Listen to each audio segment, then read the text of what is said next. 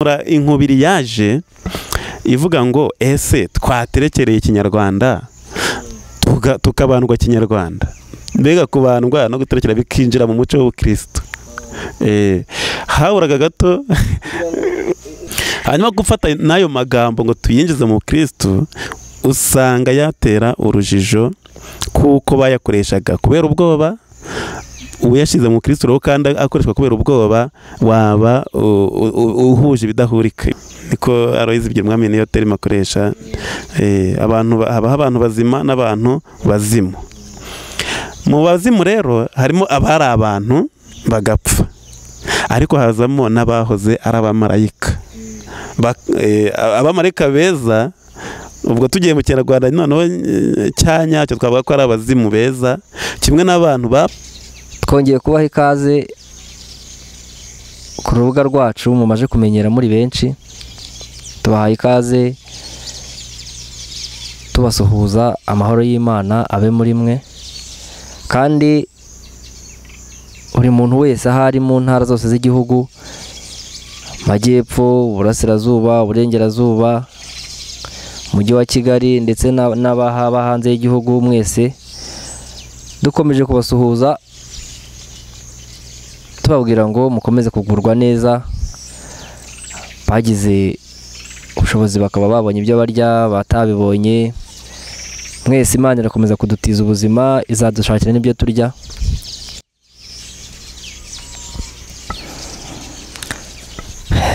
Murakoze. Nk'uko mumaje kubimenyera rero, twagarutse muri wa mujyo wacu w'ibiganiro bivuga ku bijyanye n'ubukristu no guhamya ukwemera. Ngewe nk'ibisanzwe nitwa Matt Rollins, nkaba nongeye n'abagaruriye umutumirwa amaje kuba umusangwa, ngira ngo sibyo pade iwacu, kugira ngo yongere tuganirize dutanga umwanzuro ku biganiro bibiri biheruka twakoranye nawe ku bijyanye n'umuco ndetse n'imyemerere y'abazimu n'ubukristo.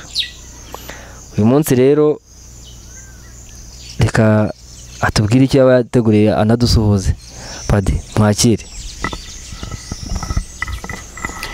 Urakoze cyane, ndasuhuza abatwumva. Ndabanza kubiseguraho kuko ijwi ridasohoka neza, ariko turageza kumvikana. Nk'uko bivuze rero, uyu munsi tukibanda ku guhuza ubukristo n'umuco, ibyitwa inculturation. Turibanda kuri raporo y'inama yakozwe kuva ku itariki 26 kugeza kuri 31 z'ukwa 10 1987. Iyo nama yakorewe muri Centre National de Pastoral et de Formation Continue muri Saint Paul, Kigali, ivuga ku myemerere gakondo, ku myemerere y'abazimu. Nkaba rero ariho ndi bukure ibintu byinshi bivuga ku guhuza ubukristo n'umuco. Ubushize hari reference twashyize munsi ya titre y'ikiganiro, abantu bamwe ntibayibona. Ibyo twaganira ubushize nabikuye mu gitabo cya Aloyizi Bigirumwami cyitwa Imihango, Imigenzo n'Imiziririzo mu Rwanda.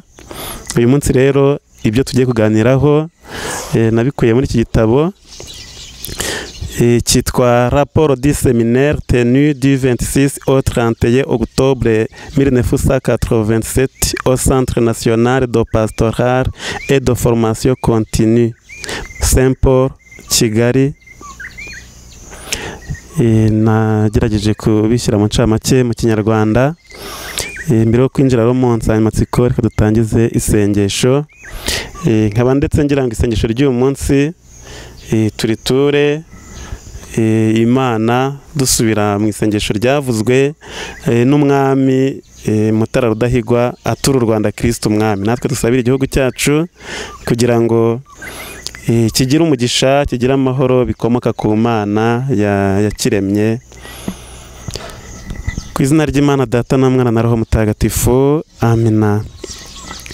Nyagasani Yezu umwami w'abantu bose n'uw'imiryango yose, wowe hamwe n'umubyeyi wawe Bikira Mariya umugabekazi w'ijuru n'isi,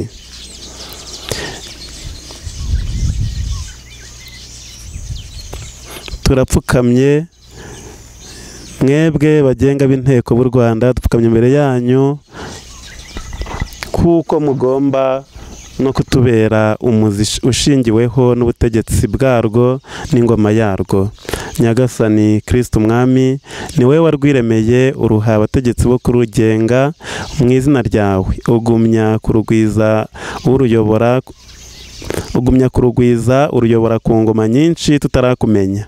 Igihe wabirindirije ubonye kigeze, uruha kogeramo ingoma yawe, uruzanamo intumwa zawe zo kurugwizamo urumuri rw'amahame abeshaho iteka.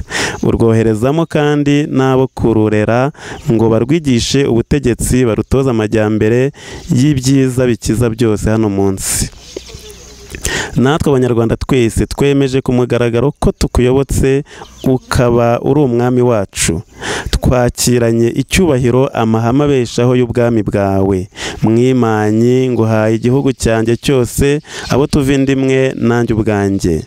Abagabo barutuyemo ubaha umutima w'ubudacogora mu ishyaka barurwanira ryo kurushyira imbere no kurukomezamo amahoro wazaniye isi yose. Ubavanemo imico ya kera iyo kugirirana nabi no guhuguzanya no kubeshyana no kwiba no kwambura n'izindi ngeso mbi zose zidahuje n'ubuvandimwe wifuza kubona bwirambuye mu ngoma yawe. Ubagwizemo inema zibamurikira, zibajijura, zibavanemo ubunebwe n'ingeso zindi zose za gipagani zirenga itegeko ryo gusenga we wenyine Mana waremye byose. Abagore ubaha umutima w'ubudahinyuka, barubere mu nteko barutegeye urugori, barere neza abana waduhereye kurugwiza. Bareme imitima yabo, bayishyiremo icyubahiro cyawe n'urukundo rw'ingoma yawe n'urw'igihugu cyacu cy'u Rwanda. Ingo rero zarwo zose uzikomezemo amahoro, abashakanye bahuza imitima babe nk'umubiri umwe, nk'uko nawe umeranye na kiliziya yawe. Abatware ubahe kurutegekana ubutabera, barutsindemo uburengane n'imigenzo mibi yindi yose inyuranyije n'ubutungane watwigishije. Ubwabo bakomezemo umwete wo kwirinda ingeso za gipagani zo kwangana no kwiremamo ibice by'inzangano byatuma urukundo utwifuzamo rudashinga imizi mu gihugu cyawe. Ubatsindire kuryaryana mu migenzereze yabo, ubatsindire guhendana ubwenge no guhemukirana mu nama bajya zo kugutunganyiriza u Rwanda wabaragije. Ubarinde kurenga ku masezerano no kwica umugenzo mwiza w'ubwangamugayo. Ubahe guca imanza zitunganye no kutagira uwo barenganya ngo barengere uwo bikundiye. Ubatsindire kurwarana inzika no kugira uwo bayirwara mu ngabo zabo. Ubahe kwirinda kugira uwo bagambanira cyangwa ubagambanaho byo kurenganya umuntu n'umwe mu Rwanda rwawe. Ubavaneho rero imigenzo yose ya gipagani inyuranyije n'ubutegetsi bw'ingoma yawe. Intumwa zawe zazanywe no kutwigisha amahame y'ibibeshaho iteka, n'abazanywe no kuyobora inzira y'ibyerekeye amajyambere. Natwe bene igihugu twese dushyire hamwe dutunganye imirimo yacu dushyizeho umwete, ari wowe tuyikorera, n'amahanga yose uko angana tugusingize mu ruhame tugira tuti: Kristu umwami n'umubyeyi we Bikira Mariya baragahorana ibumbye byose, ubu ngubu ingoma n'iteka ryose. Amina. Iri sengesho ndikuye mu gitabo cyitwa U Rwanda igihugu cyatuwe Imana, cyanditswe na Musenyeri Kizito bahuje imihigo. Cyanditswe mu mwaka wa 2020, kiracyari gishya. Ubwo rero dukomeje n'ikibazo twari twakomeje kuganiraho cy'imyemerere y'abazimu mu Rwanda. Tugiye kureba uko kizweho muri iyi nama nababwiye yo kuwa 26 kugeza kuri 31 Ukwakira mu 1987 harebwaga uburyo ivanjiri yarushaho gushinga imizi mu muco nyarwanda ikawumurikira ikawutagatifuza. Ibyo nibyo byitwa guhuza ivanjiri n'umuco, inculturation. Mu ijambo ryo gufungura inama ku mugaragaro, uwari arikiepiskopi wa Kigali Musenyeri Vincent Nsengiyumva yasobanuye impamvu habaho kwemera ko ivanjiri yinjizwa mu muco ndetse bikaba ari n'inshingano z'abigisha ivanjiri. Yabivuze muri aya magambo ati guhuza ivanjiri n'umuco ni inshingano yihutirwa y'ubukristo, cyane cyane ko bishingiye no kwihame rikomeye ry'ukwemera kw'Imana ubwayo yakiriye umuco wa bene muntu ubwo yemeraga kwigira umuntu kandi koko ikabikora, ikemera kubyarwa n'umuntu Bikira Mariya, ikavuga ururimi rw'abantu, ikabaho mu buzima abantu babamo kandi mu gihe cy'amateka y'isi iki n'iki no mu muco uzwi neza kandi wihariye. Nta gitangaje rero gukurikiza iyo nzira Imana yanyuze mu gihe habayeho guhura gushya k'ubukristo n'umuco uyu n'uyu. Imwe ni magambo uburyo Imana yigize umuntu ikabana n'abantu, ni nako n'ijambo ryayo naryo rigomba kwinjira mu muco w'abantu rikisanisha nabo. Tubwira abantu ko mu kiganiro cy'uyu munsi turi buze kwifashisha cyane ubushakashatsi.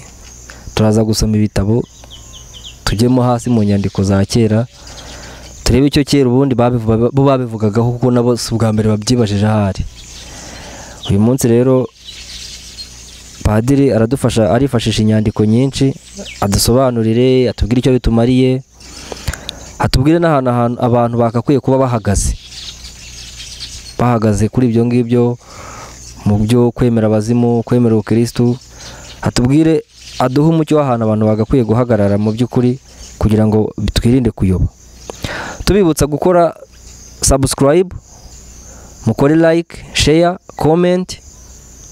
Umuntu uri buri iki kiganiro amanuke hasi yifuza gutanga inyunganizi, atubwire. Abifuza kuzatanga ubuhamya namwe mutwandikire, ngira ngo dushyiraho nimero atandukanye, mwatwandikira, haba hariho nimero yanjye, hariho nimero ya Padiri, watwandikira cyangwa se ukaduhamagara, ubuhamya bwawe tukabugeza ku bantu n'inyunganizi zawe tukareba ibyo gukosora. Padiri, ngira ngo akira, komeza, uyu munsi ni wawe. Yego, urakoze. Tugiye kureba rero icyo iyo nama yasesenguye. Ni inama abona ko yamaze iminsi 5, babivuye muzingo bareba mu bice by'igihugu bitandukanye imyemerere bafite ishingiye ku bazimu, ko byagaragaraga ko nubwo abanyarwanda bari baremeye, benshi bari barakiriye ivanjiri y'ubukristo, ariko bamwe bagasubira muri ya myemerere y'abazimu, hagira igikoma kibatera ubwo bagasubira muri iyo myemerere. Hakibazwa rero impamvu, ubwo iyi nama yarabisesenguye. Muri make, impamvu yo kwemera no kuyoboka abazimu ishingiye ku mpamvu y'uko hari abazimu bafatwa nk'abagira neza n'abafatwa nk'abagira nabi, bakavugwaho ububasha budasanzwe kandi buteye ubwoba bishingiye ku byo babona mu mibereho ya buri munsi kandi bakabiburira igisobanuro. Bakabona umuntu afashwe n'indwara bavuga ngo yaturutse ku bazimu, bakabona indwara inaniye abavuzi. Ubwo rero byatumaga bati aba bantu baratinyitse, abazimu baratinyitse. Abantu bari abantu bateza amahembe kandi yego, ibyo byose turaza kubireba n'ubwoko bwabyo, tumenye aba bazimu ni bwoko ki, ibi binyabubasha bindi ese nabyo ni abazimu cyangwa ni ibindi binyabubasha, byose turaza kubisesengura. Kubona rero ibyo bintu bibateye ubwoba ni byatumaga bavuga ati ibi binyabubasha biteye ubwoba, umuntu yabikeza, yabiyoboka, bikamufasha cyangwa se bikamukiza ibindi binyabubasha byamuteye. Cyane ko no mu mico y'abantu ku giti cyabo, mu mico y'abantu ku giti cyabo, umuntu mu buryo busanzwe kera, iyo umuntu mwarwanaga akagutsinda akakunesha, wahitagamo akakwica se cyangwa ukamuyoboka. Ubwo ni nayo mpamvu ngira ngo bagenderaga muri uwo mujyo. yego aho kugira ngo bapfe bahitagamo kuyoboka ibindi binyabubasha birabakingira, cyangwa se na cya kintu cyari cyamuteye kigambiriye kumugira nabi akaba wakigusha neza cyamureka. Nanone rero imbere y'ibibazo by'ibyago bitandukanye, ubugumba, ibisazi, inyatsi, kudahirwa mu buzima, indwara zidafitiwe ibisobanuro kandi ziburirwa imiti, gupfusha umuntu akenyutse, ibyo byose byitirirwaga imbaraga z'ikibi ndengakamere. Umunyarwanda rero ubaye muri ubwo buzima no muri iyo myumvire ya sosiyete ye ahigikira ibyo byago byose ku bazimu no ku barozi. Yiyumvisha rero ko iyo si arimo ituwe n'abazimu ndetse n'abanzi banyuranye atanazi neza, iyo si ikaba imurenze, ikaba imurusha imbaraga. Ariko nanone akaba yemera adashidikanya ko hari aho yabona umukiro. Aho ni mu isi y'abazimu bashobora kumugirira akamaro, bagashobora kumurinda no kumuha ihirwe aramutse abishingikirije, akabiyegurira kandi akagira ibyo abaha. Ubu niko babyumvaga. N'ubu ngubu abayoboka abazimu niko baba babyumva. Ariko turaza kubibona ko hari undi wabakingira ibyo byago kurusha abazimu, kurusha uko abazimu babikora. Iyo myumvire n'iyo myemerere si y'Abanyarwanda gusa, ni y'abantu bose, baba abo mu bihe bya kera ndetse n'abo muri ibi bihe bigezweho. Twabivuze cya gihe n'ubu ngubu turongera kubitsindagira. Ibihugu byose, imico yose, imiryango yose, indimi zose bagira iyi myumvire. Haba kera, haba no muri iki gihe cy'iterambere ntabwo byagiye burundu. Nubwo abazimu bumvwa nk'ibiremwa bitagaragara, banafatwa nk'abantu ariko bafite ububasha ndengakamere. Babafata nk'abantu kuko barya, bakanywa ndetse bagashyingirwa nk'uko bigenda ku babandwa. Ababandwa twarabibonye mu kiganiro giheruka ko bagira igice cyo kugira mariage na ryangombe, gushyingiranwa na ryangombe mu buryo bw'umwuka, ku buryo wabanzwe wasubiye ku ntebe ya ryangombe. Ubushize naho twabisobanuye neza, ni ugusubira ku ntebe ya ryangombe, kwicazwa ku ntebe ya ryangombe. Uwicajwe kuri iyo ntebe rero yagombaga kuryamana na ryangombe mu buryo bw'umwuka nk'aho bashyingiranywe babaye umwe. Nicyo gituma rero bashyira abazimu mu rwego rw'abantu kuko bashobora no gukora ibi bikorwa abantu bakora. Niyo mpamvu baturwa ibitambo. Imana y'u Rwanda niyo yonyine idakeneye ibyo bitambo. Kubera iki? Nuko bumvaga ko iri kure cyane, batayishyikira ngo bayiture ibyo bitambo. Aho rero niho Imana y'Abakristo itandukaniye n'Imana y'u Rwanda. Tuvuga ngo Abanyarwanda bari basanzwe bemera Imana y'u Rwanda, ariko itandukaniro naho ngaho riri honyine. Kuko iy'Abakristo irayobokwa, igasengwa, igaturwa amaturo, igaturwa igitambo, ariko iy'Abanyarwanda iri kure, ntacyo bayiha ngo bayiyegereze, ngo bayegere. Abemera abazimu babagaragaza kenshi nk'abagira nabi, abazimu batera. Iki ni icyiciro cy'abazimu batera. Abo babamenya iyo babibwiwe n'umupfumu ubabwira uwabateye n'igitambo cyangwa ituro ashaka ko bamutura, cyangwa se bagahungira kuri ryangombe bakoresheje kubandwa, cyangwa bagahungira kuri nyabingi bakoresheje kuyoboka. Bivuga ngo umupfumu niwe ukubwira ngo watewe n'umuzimu uyu n'uyu, umuzimu waguteye yaturutse aha, mupfaniki, wenda ni sogokuru wawe cyangwa ni nyogosenge, arifuza ko mumuha iki n'iki, arifuza ko mumubagira inka, arifuza ko mumukorera iki n'iki. Iyo rero mwamenye icyo umuzimu ashaka, iyo bamenye icyo umuzimu ashaka barakimuha, cyangwa se batakimuha bagahungira kuri ryangombe cyangwa kuri nyabingi kugira ngo abirukanire wa muzimu.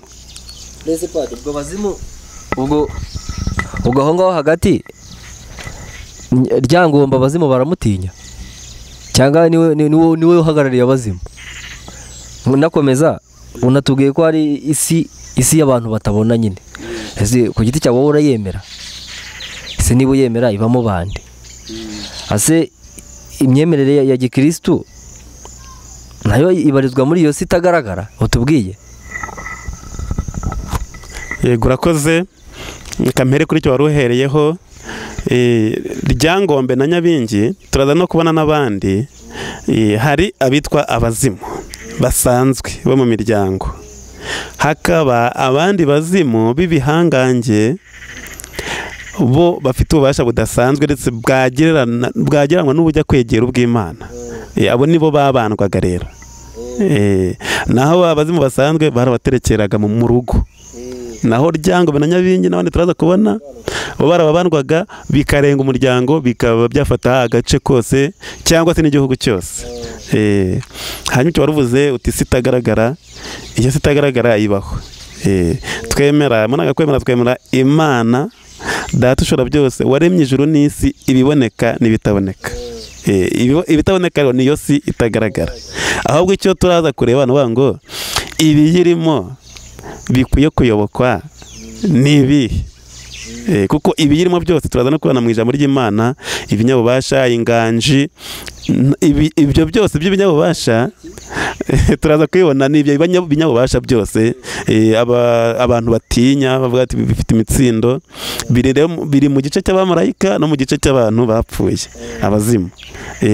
Turaza kubibona ku ijambo ry'Imana, ariko n'aha ngaha nicyo tugambiriye kubona. Ibi byose binyabubasha byose, baba abazimu baba ibindi biremwa turaza kubona by'ibihangange bitinyitse, biri mu byo turaza kubona byose biri munsi ya Yezu Kristo, kuko ari we wabiremye. Byose bikaba bigomba ahubwo kumuhindukirira, akaba ari we biyoboka bikamuramya, kuko niwe ugomba gupfukamirwa, haba mu ijuru, haba mu isi, haba ndetse n'ikuzimu. Iyo si rero itagaragara ibaho, ndetse n'ibiyirimo ni ibi bitera abantu ubwoba. Ariko twebwe abakristo turaza kureba, twebwe Imana tuyoboka, twemera, idukunda, yo ntabwo iteye ubwoba, ahubwo ni urukundo. Ikaba inadukuruza urwo rukundo, ntabwo tuyobokana ubwoba. Nacyo turaza kukibona ko tugenda twigira imbere, aho abazimu batandukaniye n'abatagatifu. Dukomeje rero, twari tuvuze ko umupfumu iyo amaze kukubwira ngo umuzimu waguteye yaturutse aha, abo abibwiye nyine bahitamo gutura uwo muzimu icyo ashaka, cyangwa bakishingikiriza Ryangombe cyangwa Nyabingi cyangwa se ibindi binyabubasha turi buze kubona. Hano rero bigaragara ko guterekera cyangwa kwiyambaza cyangwa gutura umuzimu biterwa n'ubwoba aba yateje, ndetse n'igihunga cy'uko abugarije ngo abagirire nabi.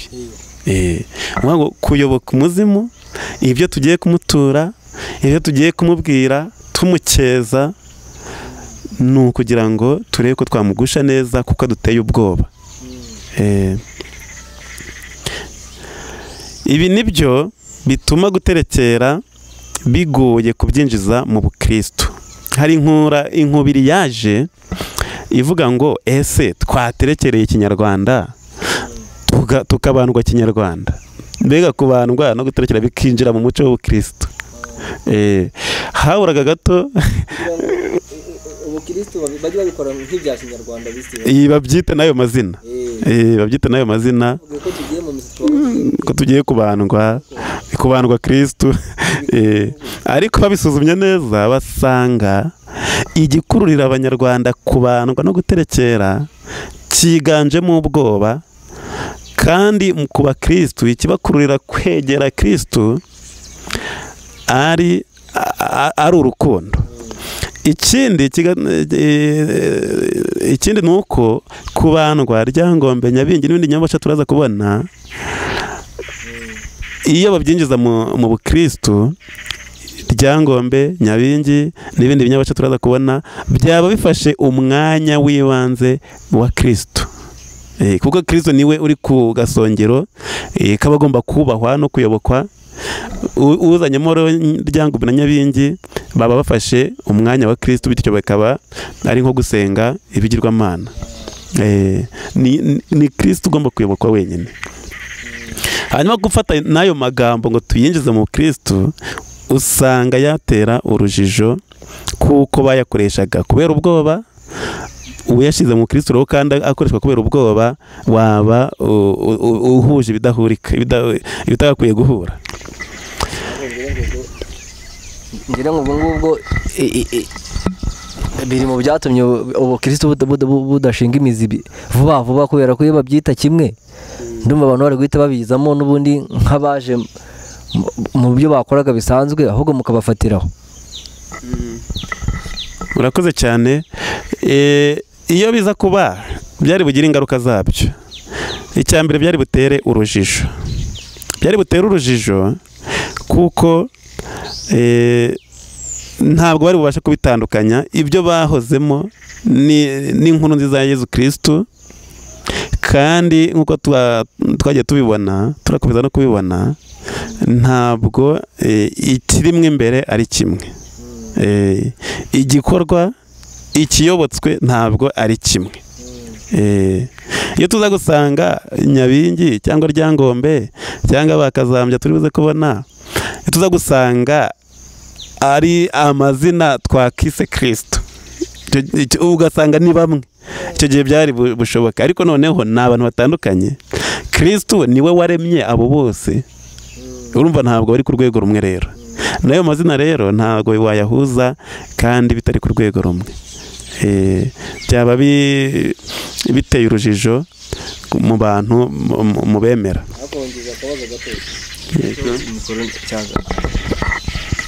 Maho hagati ngizemo akabazo gatoya, ko Kristo ari waremye abo bose, abazimu yaremye abazimu kugira ngo bigende gute? Kuki yaremye abazimu? Uko byumva wowe? Urakoze. Ubundi umuzimu ni ijambo dukoresha ku muntu wapfuye, ni nko twakavuze roho y'umuntu wapfuye, umwuka we. Abantu bapfuye rero nibo bitwa abantu bazimu, niko Aloyizi Bigirumwami niyo terima akoresha. Habaho abantu bazima n'abantu bazimu. Mu bazimu rero harimo abari abantu bagapfa, ariko hazamo n'abahoze ari abamarayika. Abamarayika beza, ubwo tugiye mu Kinyarwanda noneho cya nyacyo twavuga ko ari abazimu beza, kimwe n'abantu bapfuye ari abatagatifu, naho twabita ko ari abazimu beza. Abo twabashyira mu rwego rw'abatagatifu n'urw'abamarayika beza. Icyo ni nacyo Imana yifuriza abantu bose n'ibyo yaremye byose. Nicyo yifurizaga abamarayika bose yaremye kuba abamarayika beza, nacyo yifuriza abantu bose yaremye kuba abantu beza, bamara no gupfa bakaba abatagatifu. Icyitwa rero abazimu, aba tuvuga bayobokwa, kiri mu rundi rwego rw'uko warubaje utese kuki Imana yabaremye. Yarabaremye ariko ntabwo ari abo kuyobokwa, ahubwo ni abo kuyoboka Imana. Nubwo baba barapfuye bagomba kuyoboka Imana, ntabwo bagomba kwigira Imana ngo badusabe amasengesho. Roho ntipfa. Niba baragiye ku Mana bagomba kudusaba kuyoboka Imana. Nicyo abatagatifu bakora. Urumva ahantu bitandukaniye. Abatagatifu bagiye mu ijuru, icyo badufasha ni ukutwerekeza ku Mana, bakatugira inama, bakadusabira, natwe tukabiyambaza ngo badusabire batuvuganire ku Mana. Mu gihe kuyoboka abazimu bo ni ukubasaba iby'Imana twakayisabye, bityo tukaba turi kubasaba icyo tutagagombye kubasaba. Nuvuga ngo twebwe n'abo bapfuye, twe dukwiye kurangamira Imana yaturemye, ntabwo ari twe dukwiye kurangamira abazimu nk'aho ari bo turangamiye, ari bo bafite ijambo rya nyuma ku buzima bwacu.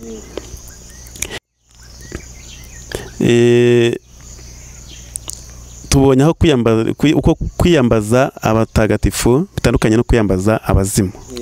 Abatagatifu kugira ngo batuvuganire ku Mana, baturengere, badutoze kuyoboka Imana, batubere urugero rwo kuyoboka Imana. Mu gihe abazimu nibo basabwaga kugira ngo batange ibyo basabwe, nk'aho ari bo bafite ijambo rya nyuma ryo kubitanga. Urumva ko bitandukanye rero. naho uwiyambaza ryangombe cyangwa nyabingi abamushakaho uburinzi, ukwitabwaho nabo n'umukiro urambye. Ubwo buyoboke nabwo ntibwashyirwa mu myemerere ya gikristu, kubera ko bwaba bwihaye umwanya ufitwe na Yezu Kristu, bukiha n'inshingano zigenewe Yezu Kristu, umwana w'Imana, umukiza. Bityo rero ntabwo twafata kuyoboka ryangombe na nyabingi ngo tubyinjize mu bukristu, twaba duhaye ryangombe na nyabingi inshingano za Kristu kandi abarenze. Kristu asumba kure ryangombe na nyabingi kuko we ari ibiremwa wakaba umuremyi, nk'uko turi buze kubibona mu ijambo ry'Imana turi buze kumva. Mu gihe abanyarwanda bitiriraga ibyago babonye abazimu n'abarozi, ubu bitewe no kuba baramenye iby'ahandi, cyane cyane iby'abakristu, n'abatari abakristu bamenye ko habaho n'ibindi biremwa nk'abamarayika n'amadayimoni cyangwa amashitani, nayo ashobora kuba isoko y'ibyago byabo. Iyo ni intambwe bateye, bamaze kumenya ibivuye ahandi, cyane cyane bamaze kumenya ubukristu. Iyo basanze indwara cyangwa ingorane bahuye nazo atari amarozi, bishobora no kuba byaturutse ku mashitani cyangwa ibishitani. Bityo indwara yose badafitiye impamvu bakavuga ko bayitewe n'amashitani. Ibyo babivuga cyane cyane iyo babonye umuntu wafashwe n'indwara yo mu mutwe, ibisazi cyangwa n'indwara y'amayobera, bakavuga bati ni ibishitani. Ubwo ibyo ngibyo byo bivuye mu mwanya w'abazimu, bigiye mu rundi rwego rw'ibindi biremwa bitagaragara, ariko nabyo biteye ubwoba. Ikiro bakigezeho bamaze kumenya imico y'ahandi n'ubukristu burimo. Uretse abazimu, roho z'abapfuye, hari ibindi binyabubasha bidafatika nabyo bigaragaza ububasha bw'ubugome, bitagaragarira amaso, ariko nta sano bifitanye n'abazimu b'abakurambere bo mu muryango. Bishimishwa no gutera abantu ngo bibabuze uburyo. Ibyo binyabubasha, ibyo nabyo bigira amazina yihariye bitewe n'agace aka n'aka babiyobokamo. Abemera abazimu babagaragaza kenshi nk'abagira nabi, abazimu batera. Abo babamenya iyo babibwiwe n'umupfumu ubabwira uwabateye n'igitambo ashaka ko bamutura, cyangwa se bagahungira kuri ryangombe bakoresheje kubandwa, cyangwa bagahungira kuri nyabingi bakoresheje kuyoboka. Hano rero bigaragara ko guterekera, kwiyambaza cyangwa gutura umuzimu biterwa n'ubwoba aba yateje n'igihunga cy'uko abugarije ngo abagirire nabi. Ibi ni nabyo bituma guterekera bigoye kubyinjiza mu bukristu, bitewe n'uko bidaturuka ku rukundo rw'abazimu baterekerwa, ahubwo bigaturuka ku gutinya ibyago babateza.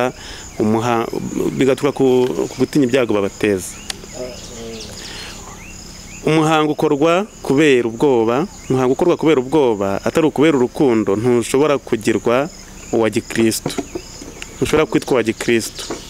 Niho rero navuga ko binyuranyije no kwiyambaza abatagatifu bo mu ijuru, kuko abatagatifu tubiyambaza kubera urukundo, kubera akamaro badufitiye, kubera ko badusabira, ku buryo tutavuga ngo turi kwiyambaza kuko tutabikoze badutera. Bitandukanye no ku bazimu rero.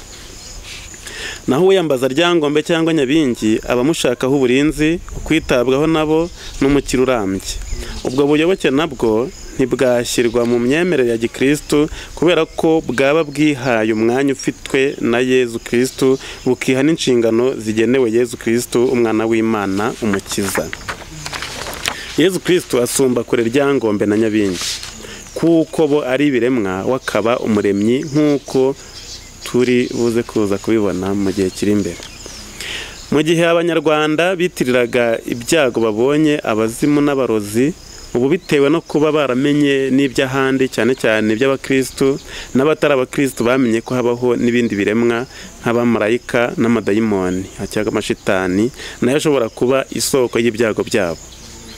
Iyo basanze indwara cyangwa ingorane bahuye nazo atari amarozi, bishobora no kuba byaturutse ku mashitani. Bityo indwara yose badafitiye impamvu bakavuga ko bayitewe n'amashitani. Ibyo babivuga cyane cyane iyo babonye umuntu wafashwe n'indwara yo mu mutwe, ibisazi cyangwa indi ndwara y'amayobera.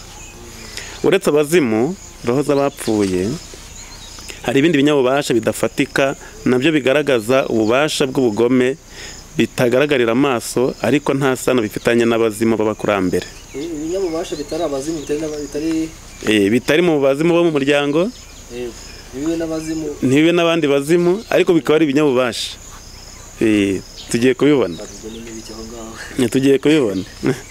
Ibyo binyabubasha rero bishimishwa no gutera abantu ngo bibabuze uburyo. Ibyo nabyo bigira amazina yihariye bitewe n'agace akanaka. Tugiye kubireba rero ni ibinyabubasha bidafatika utabonesha amaso cyangwa se wanakibona ukaba utagifata kuko ari umuyaga. Ariko nabyo bikagira ubugome. Icya mbere ni amahembe.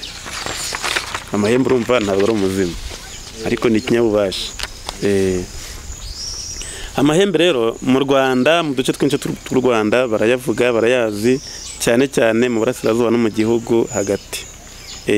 Mbibutsa ko yari raporo y'ubugenzuzi y'ubushakashatsi bwari bwakozwe mu 1987. Ubwo nuko byari bimeze icyo gihe mu Rwanda. Amahembe yabaga hose mu Rwanda, n'ubu ngubu baracyabaho. Turagenda tubibona ko n'ubu hanakenewe no kongera gukora ubushakashatsi tukareba ngo mu Rwanda noneho ubu bemera bate. Ese abemera amahembe ni bande? Abemera Ryangombe ni bande? Abemera Nyabingi ni bande? Usibye wenda ko abantu muri kino gihe barimo babijyamo ari benshi, ariko ubundi nabonaga mu Rwanda ubukristo bushobora kuba buri kwemera abantu bemera Imana yo mwijuru. Keretse ikibazo ari ukubivanga, nkuko n'ubundi hano 8-7 nabwo icyo kibazo cyari cyo kuvanga ubukristo n'amadini gakondo n'imyemerere gakondo. Ariko ubwo birasaba ubushakashatsi nanone kugira ngo tumenye abakristo batabivanga ni bande, abakristo bayivanga ni bande. Amahembe rero ni ibintu bitagaragara, bifite ububasha n'imbaraga ndetse n'ubwenge birenze iby'umuntu. Umunyamahembe arayacirira, ajya kuyagura, babyita kuyacirira.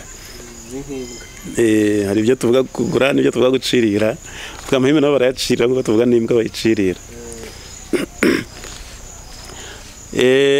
Amahembe akurikiza ibyo abwiwe, uyakoresha ayaterereza uwo yita umwanzi we, kabone n'ubwo yaba ari kure cyane amusangayo, agakurikiza ibyo ayategetse kandi ntananirwa gukora icyo atumwe, niko babyemera. Ariko nyine usenga ntabwo yagufata.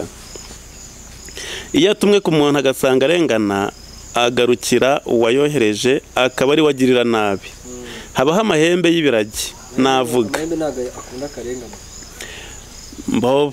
Akora icyo bayatumye, bababwira ati genda tuzanira umugira nabi, agasanga si wowe wabikoze, aragaruka ati wambeshya, ahubwo akaba ari wowe agirira nabi.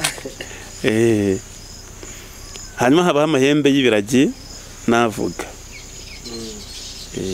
Ibyo bikagaragarira mu murwayi amahembe yateye.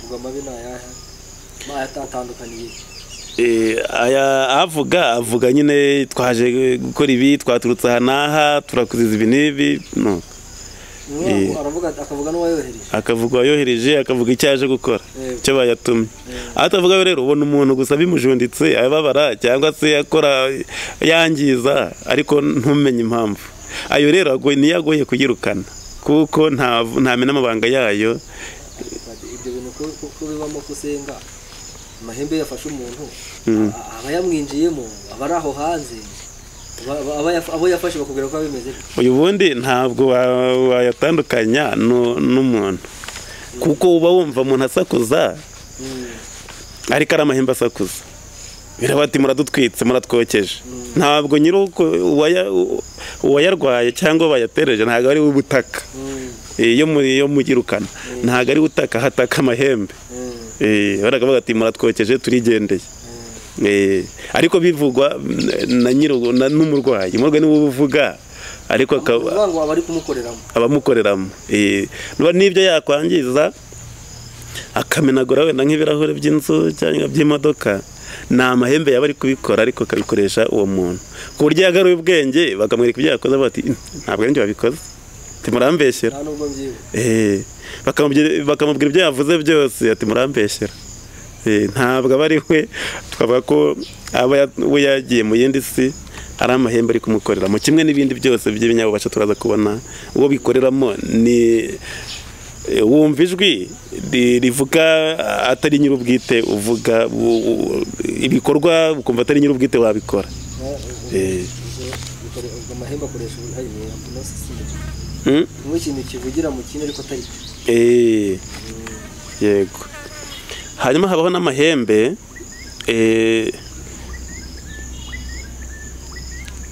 yego.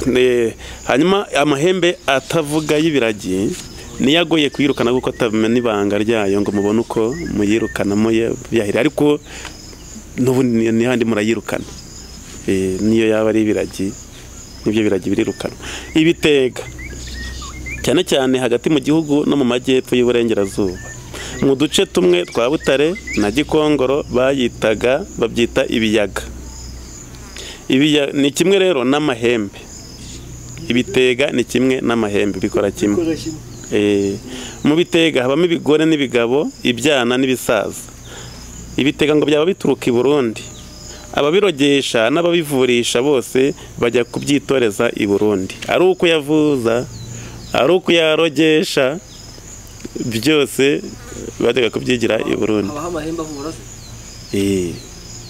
Urugero, umuntu yarwaye bakaguha amahembe, sinzi abagiye kubyivuza bavuga ko byumvaga ibintu bimukabakaba bimukoraho bikagenda bikuramo icyateye indwara. Niko baba babyumva, ariko nta gukuramo icyateye indwara yo kagusigaramo, nanone akagusigamo ububasha bwayo. Icyo kibazo nyine cy'ibintu gakondo turi kuvuga. Nuvuga ngo ibirozi bari bagushyizemo, iyo uzanye amahembe yirukana ibyo bari bagushyizemo, akazana ibindi. Ni nk'urukingo. Neza n'urukingo niko rukora, nayo nuko. N'ubundi bubasha bwose bw'ibi binyabubasha nuko bukora, ububasha bwose bwa gipfumu nuko bukora.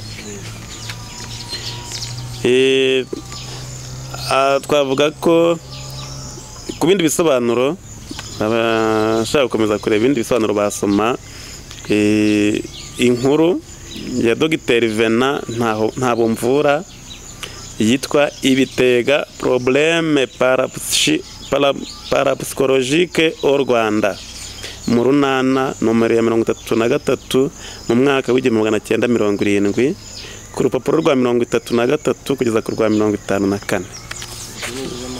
Ikinyamakuru Runana cyandikirwa mu Nyakibanda, kiracyandikwa. Ariko ubwiye nimero muri 70 urumva ko irashaje, aho wayibona yaba ari igitabo gikuze. Hanyuma hakabaho ibishitani cyangwa amashitani, ni kimwe n'amahembe ndetse n'ibitega n'ibigambwa cyangwa ibitama, byose bikora kimwe. barabicirira byose. No mu gufata umuntu bikora kimwe. Uburyo utabizi ushobora kutamenya kubitanga.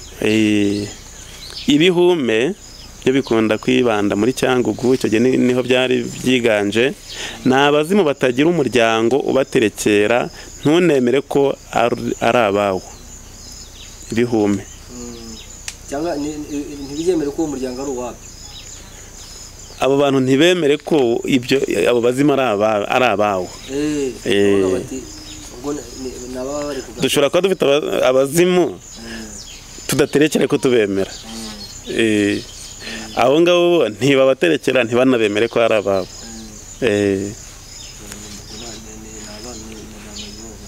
Ni mayobozi abazimu. Aba rero batera abantu ngo babagirire nabi.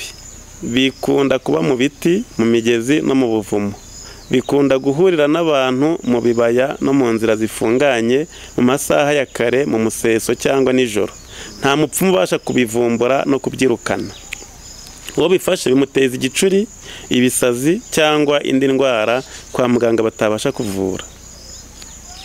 Ibigashanye nabyo bikunda kwibanda muri Cyangugu.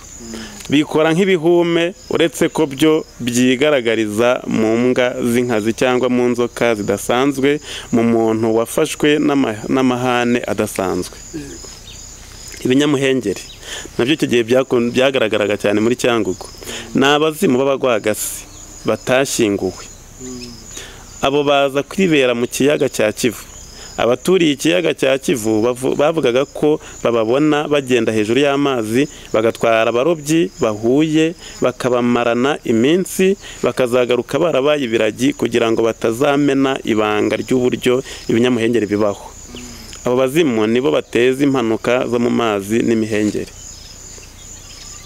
Hanyuma ibihume, ibigashanyi n'ibinyamuhengeri bifata gusa ugize ibyago byo guhura nabyo cyangwa ukandagiye aho byanyuze, kandi bifata umuntu uri gukora wenyine cyangwa umugenzi ugenda wenyine, ntabwo bifata abantu benshi icyarimwe. Ibitama cyangwa ibigambwa, ibi ngibi byari byiganje cyane cyane mu turere twa Kibuye na Gisenyi. Kuri ibyo binyabubasha byose igihinduka ni amazina bitewe n'akarere, naho ubundi imiterere yabyo ni imwe hose, ni kimwe n'ibitega. Ngo ibi byose tumaze kuvuga bizwi cyane ibitega. Nanjye nakomeje numva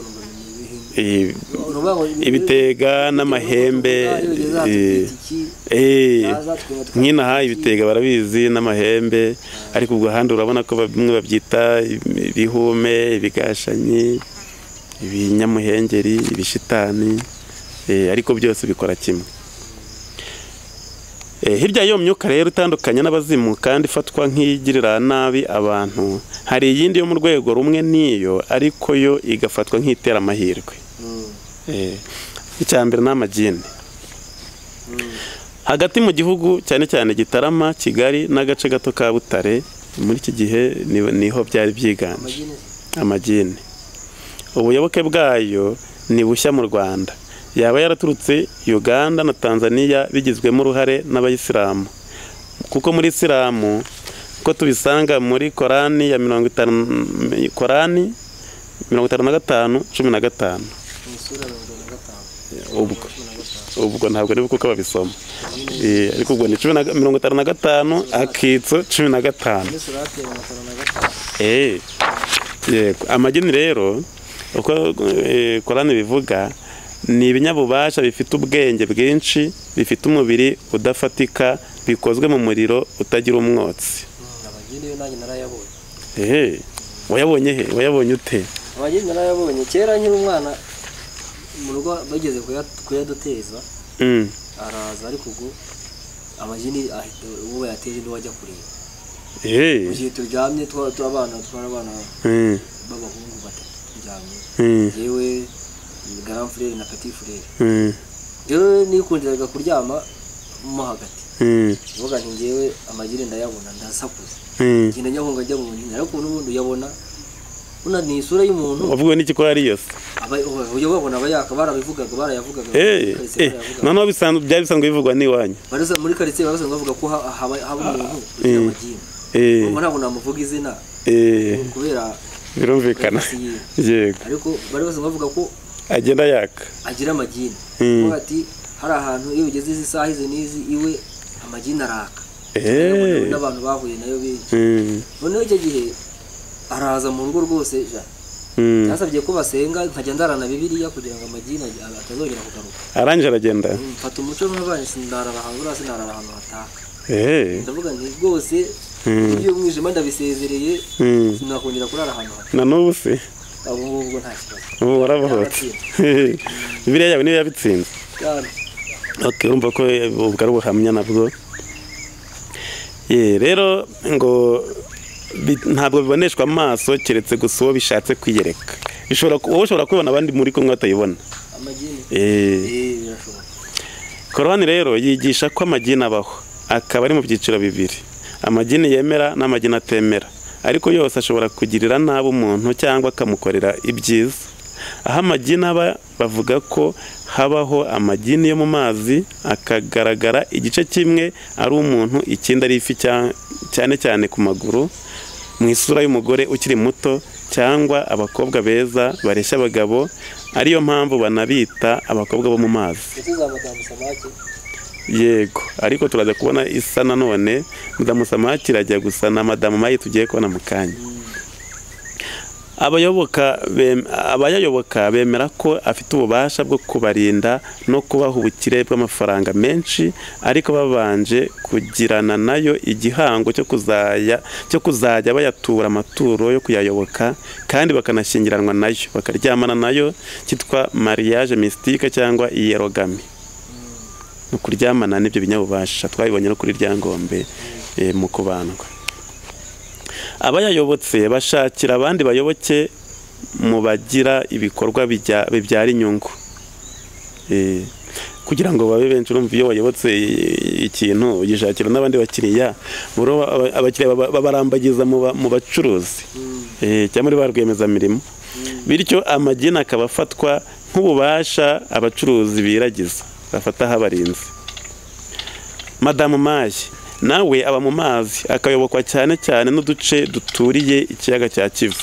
Yaba yaraturutse muri Kongo, nawe azwi cyane n'abacuruzi, by'umwihariko ab'abayisilamu. Nawe ni umugore w'amayobera, uteye nk'umugore mwiza hejuru, hasi ateye nk'ifi. Ndavuga komeza. Muri ibiganiro byombi tumaze iminsi tureba imyemerere y'abazimu, Bibiliya ijambo ry'Imana niyo igiye kudufasha gukemura impaka noneho ku buryo budasubirwaho. Iratwereka icyo Imana yabwiye umuryango wa Israheli mu isezerano rya kera, ndetse n'icyo isezerano rishya ritwereka, uburyo ritwereka Kristo watsinze, akaba ari we uri hejuru y'ibikomangoma n'ibinyabubasha bigenga isi. Duhereye ku isezerano rya kera, igitabo cy'ivugurura amategeko, umutwe wa 18 umurongo wa 11 n'uwa 13, Imana igira iti: muri mwe ntihazaboneke umuntu uraguza cyangwa ukora imigenzo yo gutongera undi amarozi, iyo kuragura, kuzinga, guca inzaratsi, gushika abazimu n'abanzi, cyangwa se kuraguza ku bapfuye. Uhoraho Imana yawe uzamwizirikeho rwose. Ni ukugaragaza ko iyi migenzo yatuma umuntu atizirika ku Mana ye yarangamiye abazimu. Igitabo cy'Abalevi umutwe wa 19 umurongo wa 31, nabwo Imana iravuga iti: ntimuziyambaze abazimu cyangwa ngo mubisunge, kuko byabaviramo kwandura. Nduhoraho Imana yanyu. Kwisunga abazimu, kubiyambaza, byatera umuryango w'Imana kwandura. Tugomba kumva icyo tubwira ni Imana yacu. Abazimu baranduza, no kubisunga no kubiyambaza. Igitabo cy'Abalevi nanone umutwe wa 20 umurongo wa 6, nabwo Imana iravuga iti: umuntu wese uzirukira abazimu maze akabisunga, nzamurakarira muce mu muryango we. Nimwitagatifuze rero maze mube intungane, kuko njye Uhoraho ari njye Mana yanyu. Nabwo bagarutse ku kuba kwisunga abazimu byakwanduza. None Imana ikabategeka kwitagatifuza, bakarangamira Imana kuko ariyo Mana yabo, ni yacu. Igitabo cy'Abalevi umutwe wa 20 umurongo wa 1 kugeza kwa 3, ndetse n'umutwe wa 18 umurongo wa 21, batubwira itegeko Imana y'Abayisiraheli ribabuza gutura abana babo Moleki. Moleki ni ikigirwamana cy'Abanyakanahani. Ikavuga rero ko gutura umwana Moleki ari ishyano rikomeye. Zaburi y'106 cyane cyane umurongo wa 28, nabwo Imana iravuga iti, ubwo umwanditsi wa Zaburi aratubwira ati: nyuma bohotse kuri Behari w'i Pewori, biha kurya ku nyama zatuwe abazimu, imigenzereze yabo ishavuza Uhoraho, maze icyorezo kibadukamo. Imana yarabarakariye. Hanyuma rero buriya uburyo Yezu Kristo yaduhishuriye imikorere y'Imana, impuhwe zayo, rwa ngo iyo umuntu agiye kure y'Imana, ibibi byose noneho bimugiraho ububasha. Ntabwo ari Imana yabateje icyorezo, ahubwo kuba baragiye kure y'Imana icyorezo cyabadutsemo. Bibona inzira yo gucamo bikagira n'aba bantu. Ariko ni nabyo n'amazi, ari amazi ubwayo yatemye n'andi yaje n'ihitanye. Yego. Ubwo rero kuguma mu murongo Imana itwereka, tukungomwe nayo, nibwo tuba twikinze bya bindi byatugirira nabi. Mu isezerano rishya tubona uko Yezu Kristo noneho yatsinze akaba ari ukwiye ikuzo n'icyubahiro. Abigirishije ibera rya Pasika, Yezu Kristo yigaruriye ijuru n'isi ndetse n'ikuzimu kugira ngo abitegeke kandi abigeze mu ikuzo ry'Imana Data. Ibera rya Pasika ni ububabare, urupfu n'izuka bya Kristo.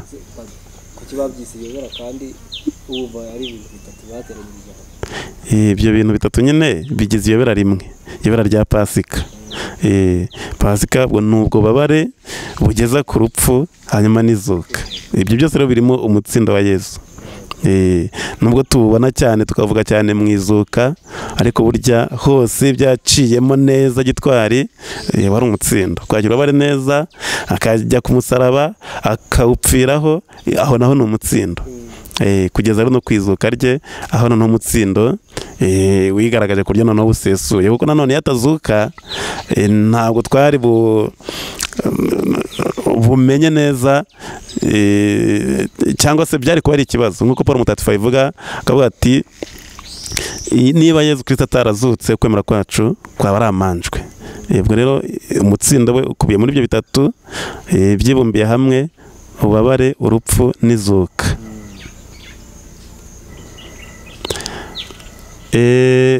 Ikindi tugiye kureba rero, tugiye kureba mu mirongo ya Bibiliya mu Isezerano Rishya icyo ritubwira ku kuyoboka Kristo uri hejuru ya byose, watsinze ibindi binyabubasha byose, akaba ari we mukiza w'abantu. Ibaruwa Paul Mutagatifu yandikiye Abanyafilipi umutwe wa 6 umurongo wa 11, Yezu Kristo nubwo we yari afite imimerere imwe n'iy'Imana, ntiyagundiriye kureshya nayo, ahubwo yihinduye ubusabusa, yigira nk'umugaragu, maze mu migirire ye agaragaza ko ari umuntu.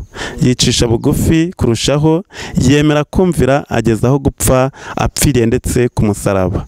Nicyo cyatumye Imana imukuza, imuha izina risumbye ayandi yose, kugira ngo nibamara kumva izina rya Yezu bose bamupfukamire mu ijuru, ku isi n'ikuzimu, kandi indimi zose zamamaze ko Yezu Kristo ari we Nyagasani, bihesha Imana se ikuzo.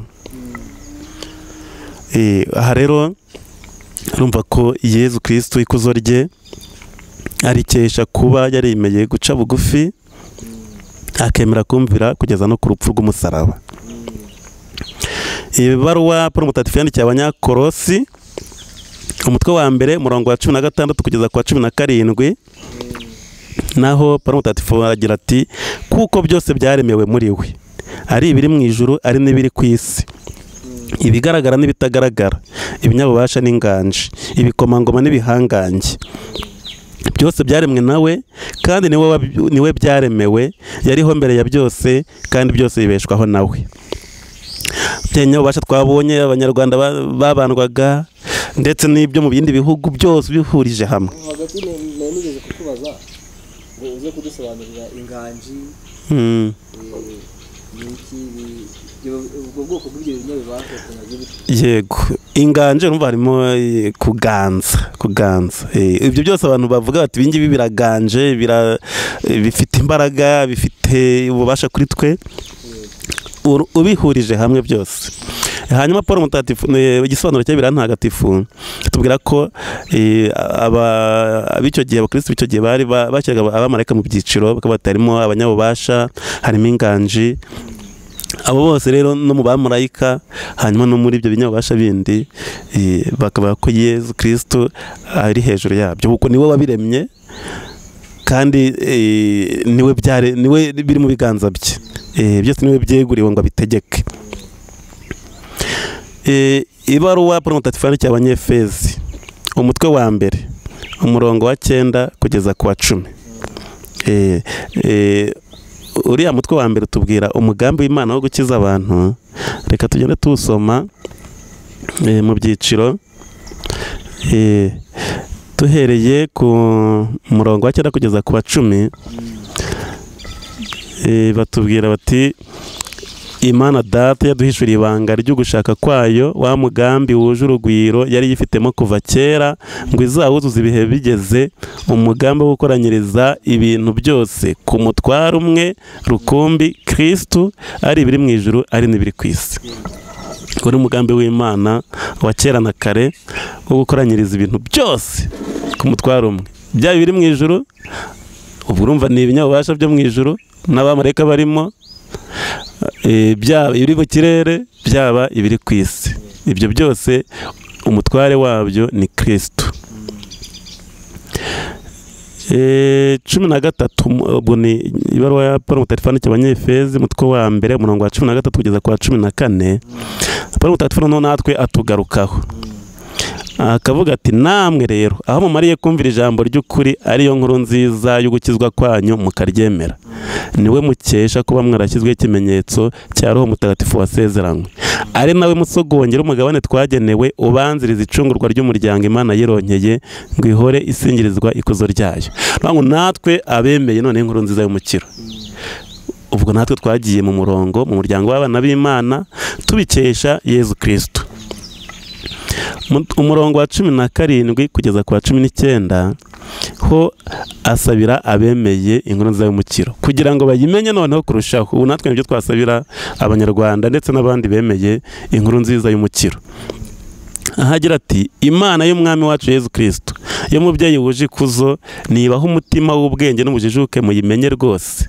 Ubonye yamurikiye amaso y'umutima wanyu, mugasobanukirwa n'ukwizera mukesha ubutorwe bwanyu, n'ikuzo rihebuje muzigamiweho umurage hamwe n'abatagatifujwe, mugasobanukirwa kandi n'ububasha bwayo butagereranywa yadusesuyeho twebwe abemera. Urumva twebwe twaratowe, ariko abantu benshi ntabwo bazi uburemere bwabyo. Nicyo Paulo Mutagatifu adusabira ati, uruzi iyaba amaso y'umutima wanyu yakamenye ibanga mufite muri Kristo, akamenya umukiro mwasezeranyijwe. Hanyuma umurongo wa 20 n'ubundi turi mwe bara Paulo Mutagatifu yandikiye Abanyefezi, umutwe wa mbere umurongo wa 20 kugeza ku 23 akavuga ko Kristo ari hejuru ya byose, akaba n'umutware wa Kiliziya. Ati, izo mbaraga zitagira urugero yanazigaragarije muri Kristo igihe imuzuye mu bapfuye, ubwo ni Imana Data. Igihe imuzuye mu bapfuye ikamwicaza iburyo bwayo mu ijuru, hejuru y'icyitwa igikomangoma, igihangange, ikinyabubasha n'ikinyabutegetsi cyose, ndetse no hejuru y'irindi zina ryose ryashobora kuvugwa ubu no mu bihe bizaza. Izina ryose rizavugwa, ryaba irya Nyabingi, ryaba irya Ryangombe, ryaba irya Kazambya, ryaba iry'ikindi kiremwa cyangwa ikindi kinyabubasha cyose aho kiva kikagera, izina rya Yezu Kristo riri hejuru yacyo, aganje kuri ibyo byose natwe abantu turimo. Agakomeza avuga ati, ishyira rero byose munsi y'ibirenge bye, kandi mbere ya byose imugira umutware wa Kiliziya, ariyo mubiri n'umusendero w'Imana ubwayo isendereyemo ku buryo bwose. Ubwo Yezu Kristo ari hejuru ya byose, akaba umutware wa Kiliziya, Kiliziya akaba ariyo mubiri w'Imana iganjemo, ubwo ni umubiri wa Kristo. Kiliziya ni umubiri wa Kristo. Turagera noneho ku ibaruwa nanone Paulo Mutagatifu yandikiye Abanyefezi, umutwe wa 2 umurongo wa mbere kugeza ku wa 19. Wenda ntabwo tusoma bose, ariko atubwira ukuntu twebwe twazukanye na Kristo, tukaba twaratsinze hamwe na Yezu Kristo. Akavuga uko abantu bose bacunguwe na Kristo, bose bunze ubumwe muri Kristo, baba Abayahudi, baba Abagereki, baba Abanyarwanda, bose bunze ubumwe muri Kristo. Hakaba hatakivugwa uduce, abantu mu duce, mu moko, mu bihugu, mu ndimi zitandukanye, buri wese ukwe, aho twese twabaye umuryango umwe waronswe kubwo gutsinda kwa Kristo, akadukiza, akatubumbira mu muryango umwe w'abana b'Imana. Hanyuma igitabo cy'ibyahishuwe, umutwe wa 5 umurongo wa 6 kugeza ku wa 13 naho tubona ntama ukwiye guharirwa ikuzo kuko yishwe. Ibyo twize kuvuga ngo ikuzo rya Yezu Kristo yararitsindiye kubera ko yishwe. Wenda aho twahasoma igitabo cy'ibyahishuwe umutwe wa 5 umurongo wa 6 kugeza ku wa 13.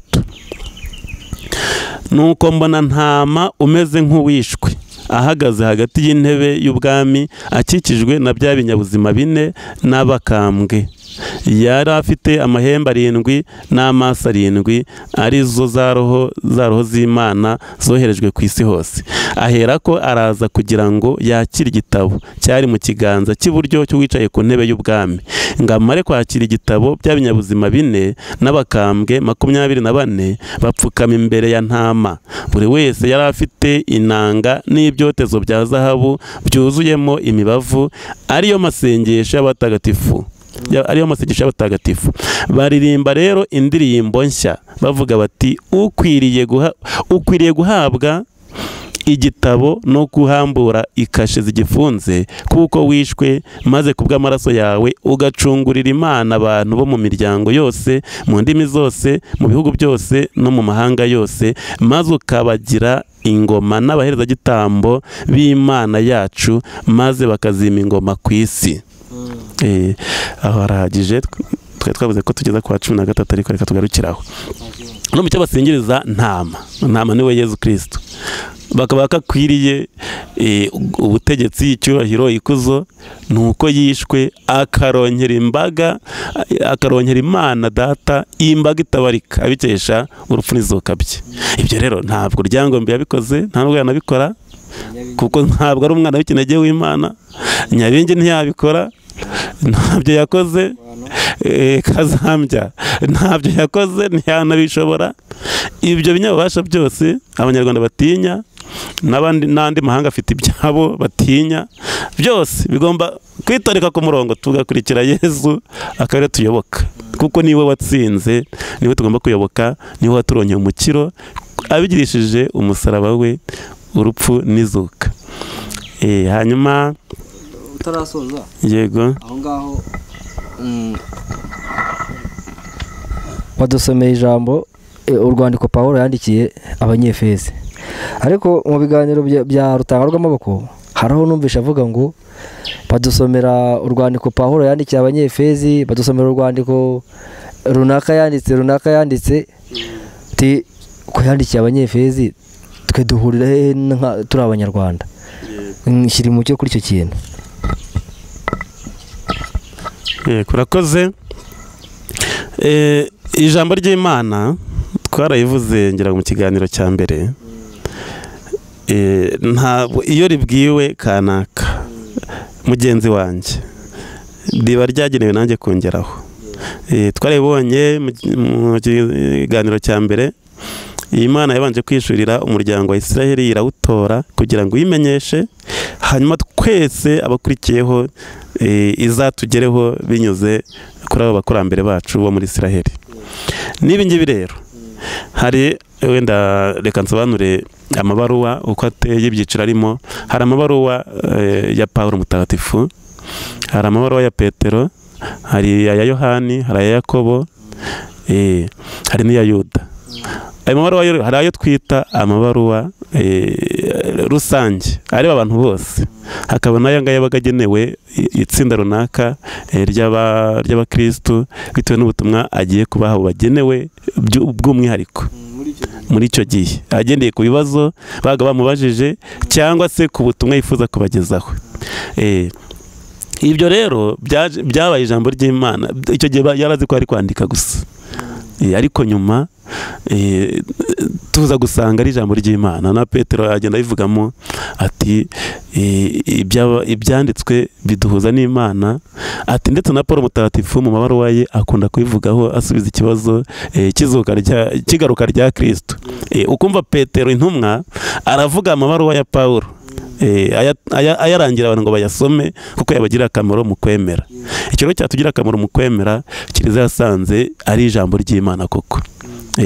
Iryo jambo ry'Imana rero uko ryagira akamaro Abanyefezi, ni nako natwe ryatugira akamaro, kuko ikirimo ni iki? Ni ukubabwira Yezu Kristo wadupfiriye.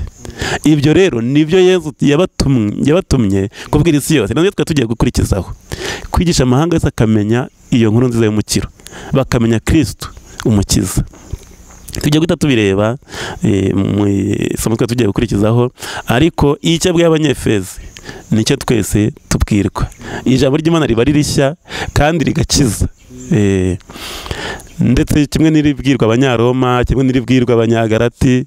Hanyuma amabaruwa yandi yitwa aya rusange, nk'ibaruwa ya Petero, amabaruwa ya Petero uko ari 2, aya Yohana uko ari 3, iya Yakobo, ya Yuda, ayo ni amabaruwa bandikaga muri rusange areba abantu bose bo ku isi. Ariko n'izi z'umwihariko ubu ngubu ijambo ry'Imana ryababwirwaga natwe riratubwira, kuko abo yandikiye deja nta n'abakiriho, abenshi barapfuye, ariko ijambo ry'Imana riracyari rishya. Kandi ngo tuvuga ngo barapfuye twunze ubumwe nabo, yego ntabwo risaza, rihora rishya. Irindi jambo ry'Imana tugiye kureba turasanga mu Ivanjiri 31 kugeza kwa 33. Mu Ivanjiri ya Matayo umutwe wa 25 umurongo wa 31 kugeza kwa 33 batubwira iby'urubanza rw'imperuka. Ahangaha turibuka ko Kristo ni umucamanza, nubwo avuga ati urubanza rwanjye ntabwo ncira urubanza, abantu nibo bicira urubanza, ariko ati niyo nduciye ncira urubanza rutabera.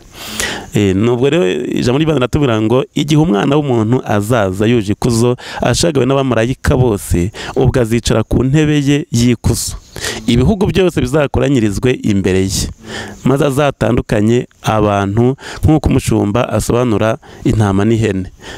Azashyira intama iburyo bwe n'ihene ibumoso bwe. Aha nagira ngo abantu bibuke ko Kristo ni umucamanza w'abantu bose, ibihugu byose azabicira imanza. Ntabwo tuzavuga ngo twebwe ngo ntabwo twari tukuzi, ngo wari waravukiye muri Israheli ngo ubwo cira imanza bo muri Israheli. Oya, ni umukiza wacu, twese tugomba kumuyoboka, byaziye twese, cyane nko mu Rwanda ntabwo twavuga ngo ntitumuzi, twaramumenye. Ahasigaye umuntu azisobanura avuga ati wenda narabimenya ndabyirengagiza, narakumenya ndakwirengagiza, ariko kumumenya twaramumenye. Irindi jambo ry'Imana narimvuze naryo rigaragaza uko abantu bagomba kumenya inkuru nziza bose ikabageraho, ni ubutumwa Yesu yahaye abigishwa bamaze kuzuka. Akababwira ati, arabegera, ubwo ni Ivanjiri ya Matayo umutwe wa 28 umurongo wa 18 kugeza ku 20. Yesu azutse atuma abigishwa be. Yesu arabegera arababwira ati, nahawe ububasha bwose mu ijuru no ku isi, nuko rero nimugende mwigisha amahanga yose, mubabatize ku izina ry'Imana Data na Mwana na Roho Mutagatifu, mubatoze gukurikiza ibyo nabategetse byose, dore kandi ndi kumwe namwe iminsi yose kugeza igihe isi izashirira. Iri sezerano rya Yesu ati ndi kumwe namwe kugeza igihe isi izashirira, wawe natwe aracyari kumwe natwe. Hanyuma ategeka abigishwa be kujya kubwira amahanga yose ntawe barobanuye, bakamenya inkuru nziza y'umukiro, bakabatizwa, bakaba abana b'Imana. Ahandi twareba ubwo kubijyanye n'ibingibi twavugaga byo gusangira n'abazimu, kubatura, kubayoboka. Ibaruwa ya mbere Pawulo Mutagatifu yandikiye Abanyakorenti umutwe wa 10 umurongo 20 kugeza ku 22 avuga yihanangiriza abuza Abanyakorenti kutagirana ubusabane na Sekibi. Akavuga ati, kuko ibyo bitambo byabo atari Imana babitura, ahubwo biturwa Sekibi, kandi sinshaka ko mugirana ubusabane nawe. Ntimushobora kunywera icyarimwe ku nkongoro ya Nyagasani no ku nkongoro ya Sekibi, ntimushobora kubangikanya ameza ya Nyagasani n'aya Sekibi. Ubwo biranasubizana cya kibazo Abanyarwanda bamwe bavugaga bati, Ukarisitiya ndahazwa nataha agasoma intango, ntabwo bikwiye kubangikana. Pawulo Mutagatifu arakomeza avuga ati, mwaba mwikururiye ishyari ry'Imana. Ariko niyo ritaba ishyari ry'Imana, niba ubibangikanyije, nuvuga ngo urimo ni ugusuzuguza izina ry'Imana, hanyuma no kwikururira akaga ko kuba wasuzugura Imana ubizi kandi ubishaka, ariko na sekibi akagufatiraho. Iyo sekibi abonye gutandukanyije n'Imana aguteye kuyisuzugura, arakubonera nanone akakugaragura uko ashaka. Rero abamenye Imana tuyiyoboke n'umutima wacu wose, abatarayimenya dufite inshingano zo kuyibagezaho, bakamenya inkuru nziza y'umukiro, bakemera bagakira. Abayimenye bakayirwanya, bo ni ukubasabira. Ndabibutsa ko n'igihugu cyacu cyatuwe Kristo Umwami. Ubutaha tuzagira umwanya wo kubibasobanurira kugira ngo mwumve urwo ruhare, ayo mahirwe dufite kuba igihugu cyacu cyaratuwe Kristo Umwami. Tukaba tugomba natwe rero kuba intumwa za Kristo Umwami utuye mu gihugu cyacu. Ni igihugu cye atuyemo ku buryo busendereye rwose. Nubwo tuzayimenya neza tugeze mu ijuru, ariko nta mahirwe twagize. Reka dusabire abantu bamenye ijambo ry'Imana bakaryirengagiza, n'abatararimenye ndetse n'abarimenye bakaba bayoboka Imana ariko bakajya bahura n'ibibaca intege mu buzima. Ku izina ry'Imana Data na Mwana na Roho Mutagatifu, amen. Nyagasani Imana yacu, tugushimiye ko waduhishuriye umugambi wawe wo kudukiza. Tugushimiye ko waduhaye intumwa zawe zikagera mu gihugu cyacu zikatwigisha inkuru nziza y'umukiro. None tugutuye abantu bose bakiriye inkuru nziza yawe kugira ngo bakomeze inzira waberetse bayinyuremo nta gucika intege. Tugutuye kandi abumvise ijambo ryawe bakarisuzugura, bakarirwanya, kugira ngo nk'uko wiyeretse Paul Mutagatifu nabo biyereke, babwire uwo uriwe, bahishurire umugambi wawe wo kubakiza.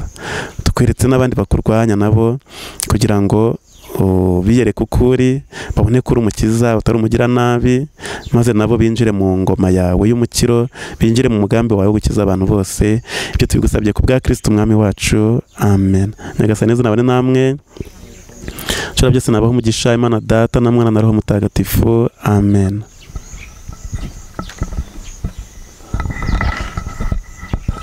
Padiri, tugushimiye ku bw'ibiganiro byiza ukomeje kutugezaho, kandi Imana ijya ikomeza kuduha imbaraga kugira ngo tuyisange, tuve mu buyobe. Nongera gushishikariza buri muntu wese udukurikiye mu ntara zose z'igihugu, amajyepfo, uburengerazuba, uburasirazuba, mwiriwe neza, kongera agahamanuka hasi utarakanze kukazogera agakandaho, ugakora like, ugasharinga, kugira ngo ibi biganiro bibashe kugera ku bantu benshi kandi bihugura abantu bave mu buyobe. Ibyo ntabwo twabigeraho mutadufashije, kandi buri muntu wese udutera inkunga, byaba mu buryo bwo kureba ibi biganiro, byaba mu buryo bwo kubisangiza inshuti, ni uw'ingirakamaro, ni inshuti yacu y'akadasohoka. Naho ubutaha, iki uyu munsi tugisoreje aha ngaha, njye mwari muri kumwe, nitwa Matt Lawrence.